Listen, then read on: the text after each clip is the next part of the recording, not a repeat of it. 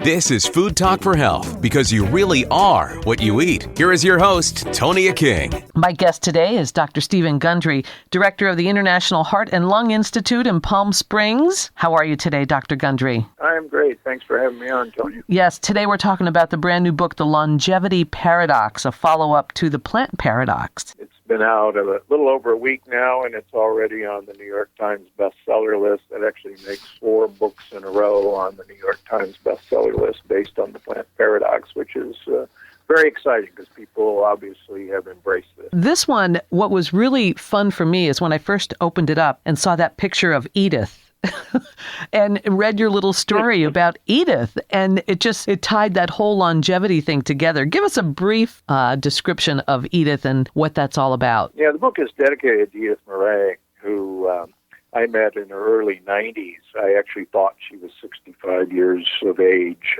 She wore 3-inch heels, had the most beautiful head of hair, and her picture graces the book. She passed on. We're 2 months shy of her 106th birthday. Wow. And the picture in the book is her and me when she was 105 and a half in my office. And she basically went to sleep 2 weeks before her 106th birthday, but she was walking her Pomeranian in her 2-inch wedged heels really up until the day she passed. And I think that's really what most of us want. We like the idea of living a long time, but we don't like the idea of what that looks like as we look forward and see, people in a nursing home, having 2 or 3 hip or knee operations, having bypass or stents, and maybe not remembering things very well. And that doesn't look very good. And that's the paradox of longevity. I'm a baby boomer, and baby boomers, number one, thought we'd never get old. And it turns out baby boomers are actually sicker on more medications and have had more procedures than our parents had at that age. And that's really scary. And this book is actually steps to stop all that and reverse the process. Well, I love the byline, how to die young at a ripe old age. That does say it all. Yeah, I mean, the whole book looks at centenarians, people over 100 around the world, and the commonalities that those people have. And the fascinating thing is the one thing that stands out from all of this research, some of it mine, is that the gut microbiome, the bugs that live in these people's guts, are diverse, and they are actually well quantified. And if you look at 105-year-old people who are thriving around the world, they have a gut microbiome, a collection of bugs, that's virtually identical to healthy 30-year-old people. And the whole book is, okay, we know who these bugs are, what they like to eat, and how to cultivate them. It's basically a gardener's guide to growing a good set of bugs that are going to keep you young until a ripe old age. I really did enjoy reading the book about the bugs, and it was kind of creepy at first when you started talking about the skin, how our skin on the outside might reflect what is going on the inside of our guts. It's really fascinating. Yeah, in fact, it gets more and more fascinating with every day. Just today, research from looking at the gut microbiome of people with colon cancer around the world, a huge study in humans, shows that the gut microbiome in people with colon cancer is identical no matter where they live. In other words, it's the gut microbiome that probably caused the colon cancer. And just like I talk about in the book, we now know there's a microbiome associated with pancreatic cancer. And this is a specific microbiome.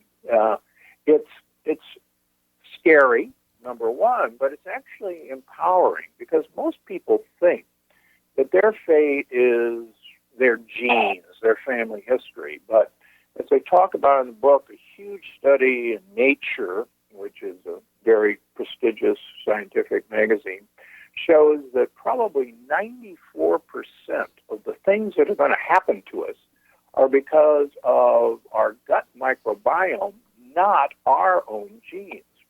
And if we know how to manipulate the gut microbiome with food, with proper exercise, then we can actually control our fate and reverse some bad things that might be happening to us. It's interesting how your research and discussion about the blue zone populations really was quite the factor as far as people living longer. Do you want to talk about the blue zone for a minute? Yeah, the blue zones, the term was described by the journalist Dan Buckner to describe 5 places in the world that he found where people had extreme longevity. And the interesting thing is, I was a professor at one of them, the only blue zone in the United States, Loma Linda, California.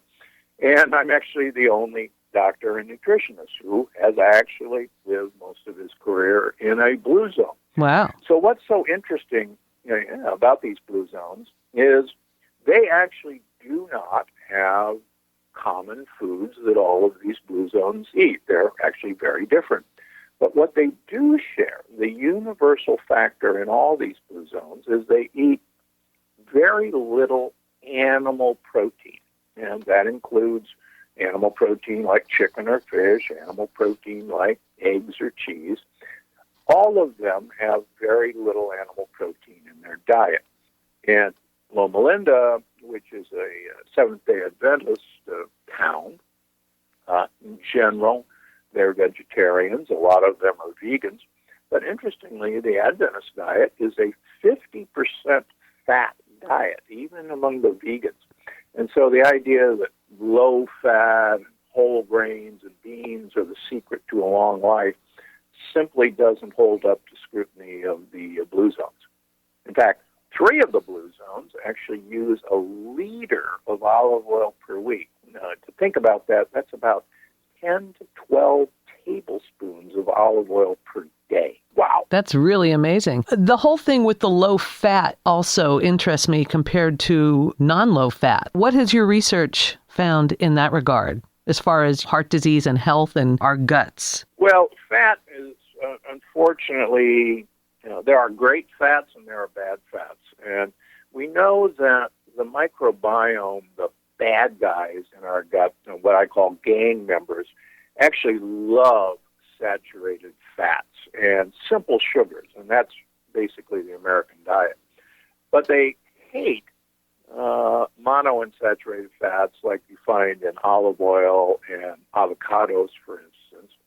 And they love complex sugars, what are called resistant starches.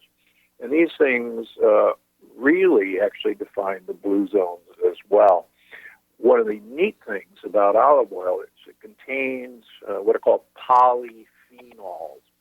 And for people who remember that, just think of polywanaphenol. Polyphenols are they're plant compounds that we now know actually change the behavior of gut buddies. And there's some compounds in olive oil that actually make brain cells grow oh my as we goodness. get older. Wow. Yeah. So drink your olive oil. How about the red wine? That's where I want to get my polyphenols from.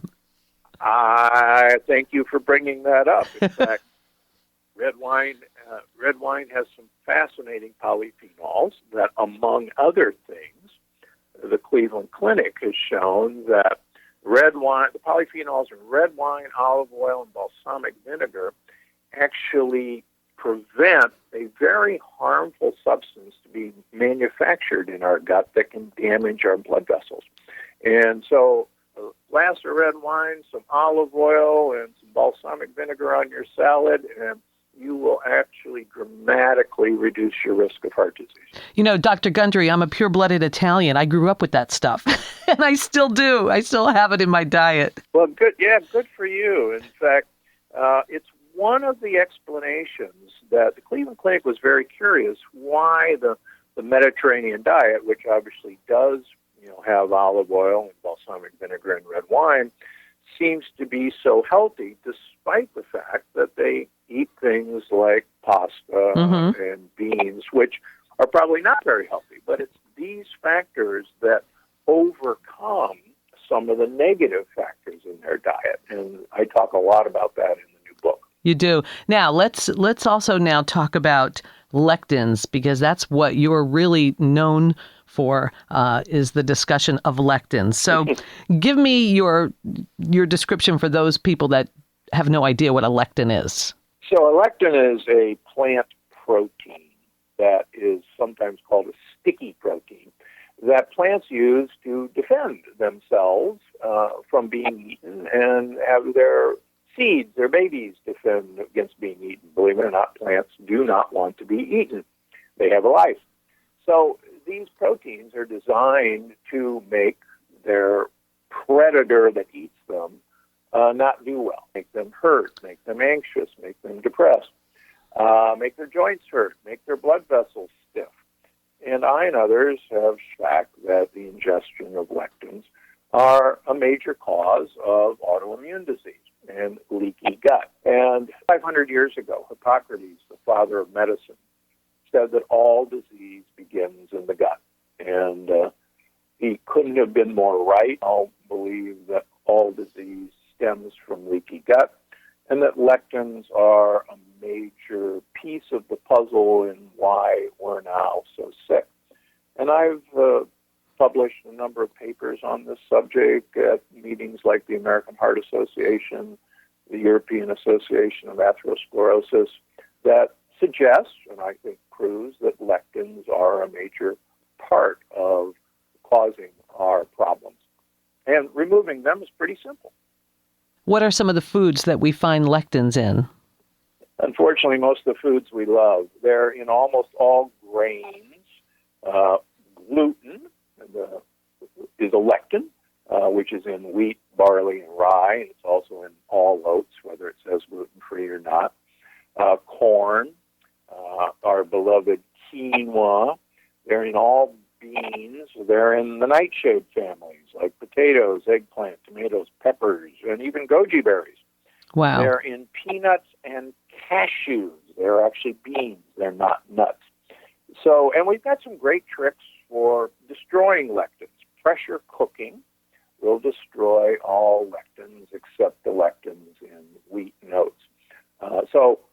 We have lots and lots of recipes using an instant pot or one of the modern pressure cookers that families can use to make. You can have chili as long as you cook it in a pressure cooker. That's really interesting. Now, well, tell me now, for example, tomatoes. Tomatoes with the lycopene are supposed to be so good. Is it anti-inflammatory? So if you have to deal with lectins and you want the lycopene, what do? Just pressure cook the tomatoes? Well, no, you actually peel and de-seed them. This is actually what cultures have done since tomatoes were introduced. Interestingly enough, tomatoes are from America. Americans did not eat tomatoes until about 1850 because they knew how poisonous they were. The Italians did not eat tomatoes for over 200 years after their native son Columbus brought them back because they knew how poisonous they were. And to this day, Italians always peel and de-seed tomatoes before they make sauce. You are right. They also peel and de-seed their peppers. You'll never see a glass jar of Italian red peppers with peels and seeds. You're In fact, right. the Native American Indians who started with peppers always char and peel and de-seed their peppers before they eat them or turn them into chili powder. So these traditions, unfortunately, have been lost for most of us. My grandmother on my mother's side was French, and she taught my mother, you have to peel and de-seed tomatoes before you can eat them because they're poisonous. Now, she didn't know that the poison was a lectin, but these traditions existed, and now we've tended to forget them. One of the other things in your book, you talked a little bit about fasting. What is your take on fasting for the diet? Well, fasting, all great religions have some form of fasting as part of their religious practice. And the more we look at the mechanisms of fasting, we realize that it has nothing to do with depriving yourself, but that these cultures realize that fasting is an important part of health. We are actually the only great ape that is fat. We're sometimes called the fat ape. And it's that ability to store fat and then use it for energy in times of famine or times of tough times that actually allowed us to take over the world. That's why you don't see a lot of gorillas in Siberia. And it's this ability to cycle between using fat for a fuel. A lot of people now know it as the keto diet, and the ability to use sugar for a fuel that's been lost to most of us. Almost 365 days a year now, we're in this endless feeding cycle. And as I talk about in the book, not only do we feed ourselves 365 days a year, but we feed cancer cells and cells that should normally be told to die by some complex mechanisms that we all have.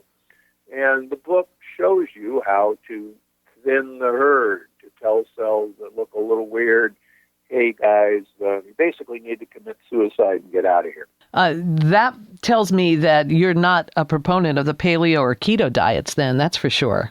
Well, believe it or not, my books are the number one on Amazon in the paleo diet. They're usually number one in the keto diet. I have a keto chapter in all my books. But the problem with most of the paleo and keto diets are they are not actually high-fat diets. They're high-protein diets. And as I talk about in the book over and over and over again, it's protein that actually ages us dramatically. So I'm all for people eating an 80% fat diet as long as that fat is primarily olive oil. In fact, one of my favorite sayings is, the only purpose of food is to get olive oil into your mouth. That's great. And I think you briefly mentioned sugar. It's so bad for us, and we can get sugar out of fruit. Is that true? Yes, we have to understand that this was a lot of my research that went into my first book, Dr. Gundry's Diet Evolution, was that great apes only gain weight once a year during fruit season. And as amazing as it is, fruit only ripens once a year in the jungle. And great apes used fruit to gain weight for the time when there was less food. And in fact, orangutans, the female only becomes in heat, ready to get impregnated after the end of fruit season when she gains weight. So we've forgotten that fruit is actually fairly harmful to us, and I talk about in the new book how the sugar in fruit called fructose actually damages mitochondria, the little energy organelles in all of our cells. So there's nothing wrong with having fruit, a little bit of it, in season, but there is no such thing in the real world of 365 days of endless summer. And unfortunately, that's what's happened to our society. We're always in summer. I think all of this reverts around a lifestyle about how we eat, how we sleep, how we exercise and take care of our bodies, right? Yeah, absolutely. And the book goes into, how we should eat, prior to going to bed, how we should exercise. If you look at the blue zones, all blue zones actually live in hilly communities. In fact, my community, Loma Linda, means beautiful hill in Spanish. And these people walk up and down hills all of their lives. In fact, I profile my great-grandmother who lived just short of her 100th birthday in a 3-story house her entire life, and her bedroom was on the 3rd floor. And my sister and I, growing up with her in the same town nearby, could not figure out why our great-grandmother would not move her bedroom down to the 1st floor as she got older. And yet every day she'd go up those 3 flights of stairs, up and down to her bedroom several times a day. Looking back, she was the smart one and we were the dumb ones. Right. She really maintained that exercise in her daily routine. Yep, exactly. How smart. And that's what is striking about the blue zones. It really is. Very fascinating. So what's your recommendation for good aging in a nutshell? So the good aging means feed your good bugs what they want to eat. And the book profiles what they want to eat. What they want to eat is tubers like sweet potatoes, like jicama. Fungi like mushrooms. Mushrooms may be one of the biggest factors in keeping you healthy and keeping your brain smart as you get older. And have lots of green leafy vegetables that you pour olive oil on. And have a little glass of red wine. That sounds like a great plan for me. We're talking with Dr. Stephen Gundry about the new book, The Longevity Paradox. I know you're all over social media. What's the best place for us to find you online? So you can find me. Well, you can find me at drgundry.com. You can find me at gundrymd.com. I have a YouTube channel. I have a podcast, the Dr. Gundry Podcast, and follow me on Instagram. Thank you so much for your time today, Dr. Gundry. I really appreciate all of your information and research and hopefully helping us stay healthy and living longer. Thanks again for having me on, Tonia. You've been listening to Food Talk for Health with Tonia King. Thanks for joining us. Eat well to be well.